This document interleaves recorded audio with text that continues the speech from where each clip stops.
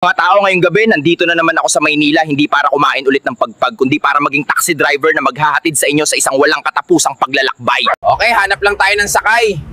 Yung medyo bastos sana kasi malasa, sobrang sabik na ako sa mga tao. Good evening po.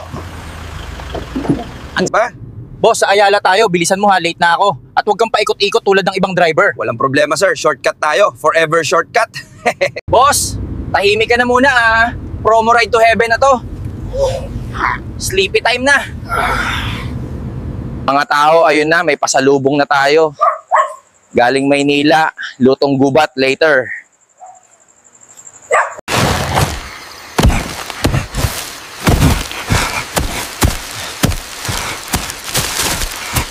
Ang sarap nito, mga tao.